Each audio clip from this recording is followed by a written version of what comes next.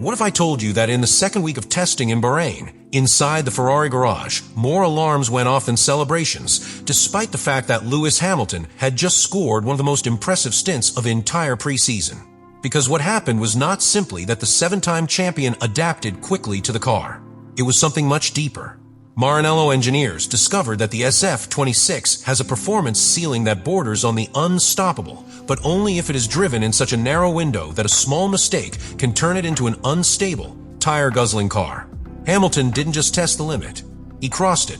And when the data began to appear on the telemetry screens, Ferrari understood that they had in their hands a weapon capable of winning the World Championship, but also an extremely delicate machine. Ferrari arrived at the second week of testing at the Bahrain International Circuit with a clear roadmap. Validate correlation between simulator and track, confirm that the aerodynamic improvements introduced with respect to the base concept worked under different fuel loads, and above all, understand the true operating window of the SF26 in long runs. They weren't looking for headlines. They were looking for answers. And what they found was much bigger than they expected. From the first day of that second week, the plan was aggressive. Variable fuel programs, alternating engine maps, and direct comparisons between front suspension configurations to analyze how the car reacted at fast corner entry, especially in sectors where sustained aerodynamic load punishes the rear axle. On paper, everything seemed coherent. The car showed reasonable stability, a clear improvement in traction compared to the previous year, and more progressive behavior in degradation. But they had not yet explored the real limit. And that's where Lewis Hamilton came in. When the Brit began pushing in more representative qualifying simulations and then transferred that controlled aggression to long stints, something changed in the engineering room. Telemetry began to show performance spikes that did not exactly match what the models predicted. In certain combinations of aerodynamic balance and ride height, the car entered a kind of optimal mode where cornering improved without excessively penalizing the temperature of the rear tire. It was an extremely thin area, almost fragile, but when it was reached, the SF26 was transformed. The problem was obvious. That window was not wide. It was not a comfortable range where any driver could ride with margin. It was an almost surgical point. If the corner entry was made at the exact angle and the weight transfer was perfectly managed, the car generated a very efficient natural rotation. But if it was forced even slightly, a sudden loss of stability appeared in the rear axle, which required correction and immediately punished the tire. That duality was what ignited the first serious technical discussions within the garage. The engineers then understood that the performance ceiling was higher than they had estimated in the simulator. Hamilton was showing that the car had more potential than the base maps indicated. But at the same time, that potential depended almost entirely on maintaining very specific conditions: controlled temperatures, millimetric aerodynamic balance, and extremely clean throttle management on corner exit. It wasn't just fast. He was sensitive. In the race simulations carried out in that second week, alternating programs with its partner, something crucial was confirmed. When the car operated within that optimal window, the degradation was surprisingly stable. There was not that abrupt drop that in previous seasons forced us to protect tires too early. The consistency in consecutive laps was real, but a slight deviation in the balance was enough for the rhythm to visibly drop.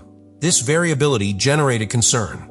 Internally, a technical debate began that would set the tone for the post-Bahrain analysis. Configure the car to maximize that peak performance even if it implies operational risk in changing conditions, or look for a more conservative setup that widens the window but limits the absolute ceiling. That discussion was not superficial. It involved strategic development decisions, update priorities, and even the approach with which the first races on the calendar would start. What became clear in that second week is that Ferrari does not have an average car. It has a car with two faces. One capable of aspiring to the championship if everything aligns, and another that can become unpredictable if the pilot does not execute with absolute precision. And it was precisely Hamilton's performance that forced the team to look beyond their own projections and accept that SF26 is more extreme than they believed. When they crossed the data from Hamilton's long stints with the simulator's predictive models, they detected something that did not quite fit their initial forecasts.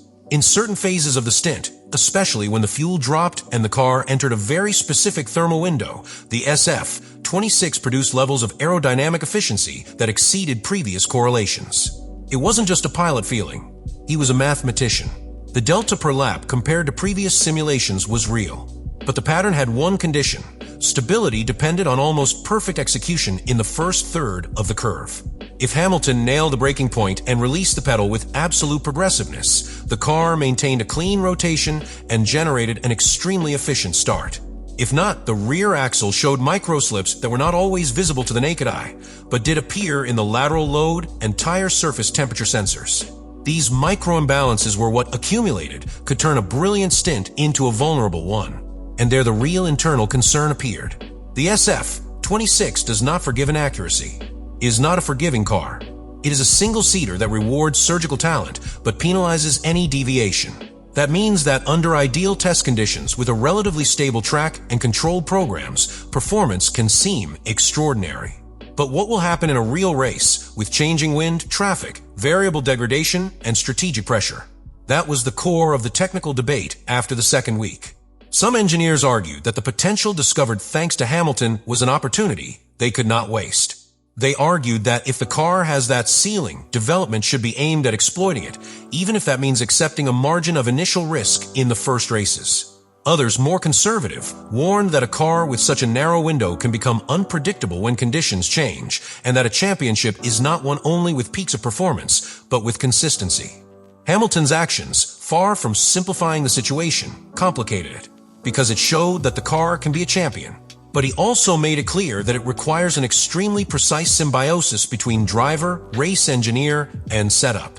It's not enough to have speed.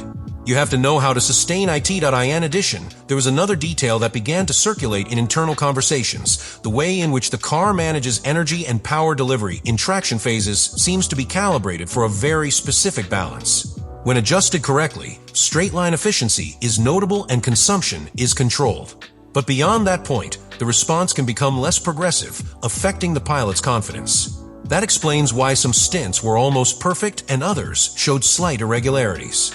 What Ferrari understood in this phase is that they are not facing a conventional car.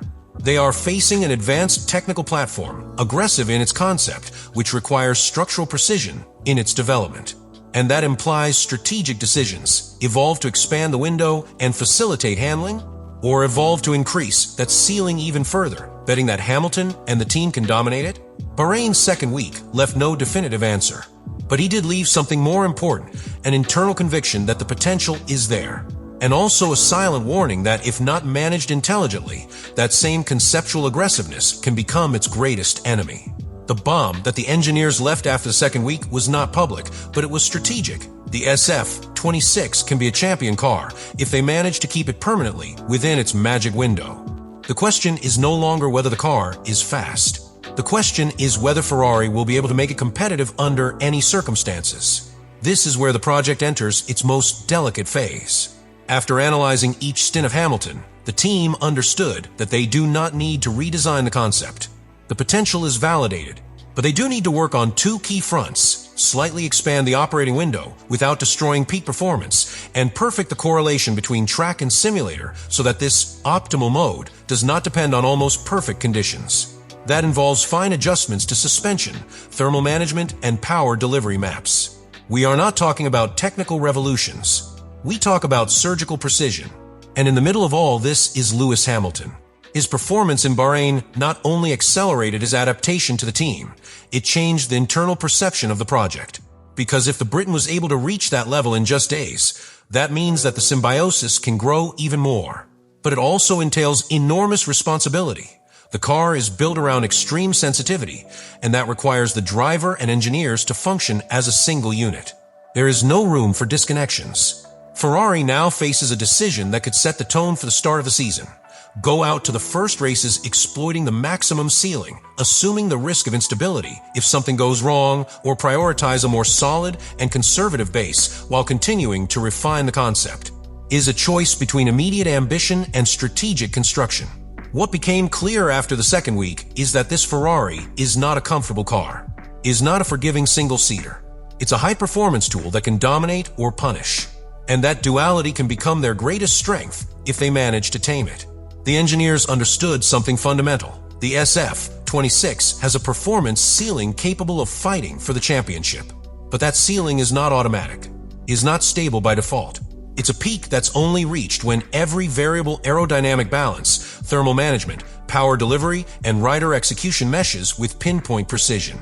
And it was Lewis Hamilton who, in that second week, showed that this point exists and that it is achievable. Ferrari left Bahrain with enthusiasm, but also with respect for what it has in its hands. They know that they are closer to the top than they imagined, but they also know that the margin for error is minimal. Let me know in the comments what you think about all this.